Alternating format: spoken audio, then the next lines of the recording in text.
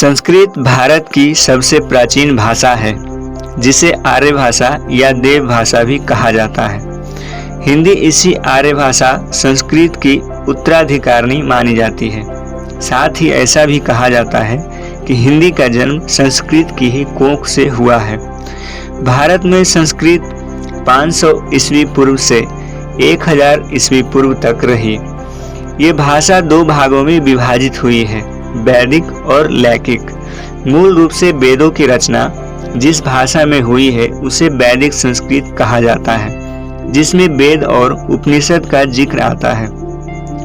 जबकि लौकिक संस्कृत में रामायण, महाभारत, नाटक, व्याकरण आदि ग्रंथ लिखे गए हैं। संस्कृत के बाद जो भाषा आती है वह है पाली। पाली भाषा 500 ईस्वी पूर्व से पहली शताब्दी तक रही और इस भाषा में बौद्ध ग्रंथों की रचना हुई। बौद्ध ग्रंथों में बोलचाल की भाषा का शिष्ट और मानक रूप प्राप्त होता है। पाली के बाद प्राकृत भाषा का उद्भव हुआ। यह पहली ईस्वी से लेकर 500 ईस्वी तक रही थी।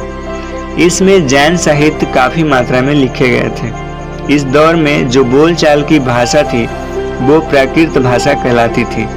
दरअसल उस समय इस भाषा में क्षेत्रीय बोलियों की संख्या बहुत सारी थी, जिसमें सौरसेनी, पैशाची, ब्राचर, मराठी, मगधी और अर्धमगधी आदि प्रमुख है।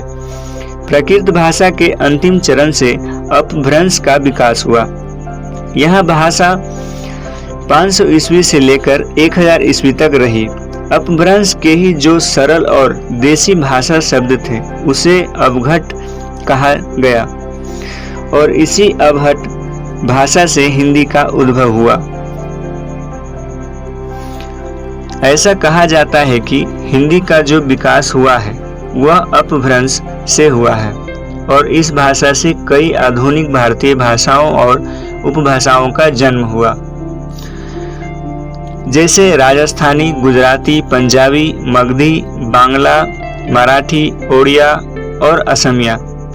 हिंदी भाषा के विकास में यदि और जानने की कोशिश की जाए तो हिंदी भारतीय गणराज्य की राजकीय और मध्य भारतीय आर्य भाषा है।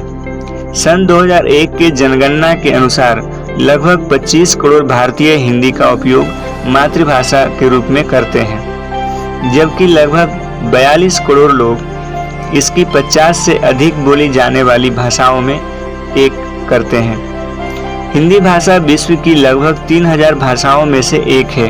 इतना ही नहीं, हिंदी आज दुनिया की सबसे बड़ी आबादी द्वारा बोली जाने वाली और समझी जाने वाली भाषा है। हिंदी को हम भाषा की जननी, साहित्य की गरिमा, जन जन की भाषा और राष्ट्रभाषा भी कहते हैं। ऐसे में यह कहना गलत नहीं होगा कि हिंदी भविष्य की भाषा भी है। एक बात जरूर है कि हम इस भाषा का प्रयोग वास्तविक जीवन में जरूर करते हैं, लेकिन यह रोजगार और महत्वाकांक्षी की भाषा बनने में थोड़ी कारगर नहीं बन पाई।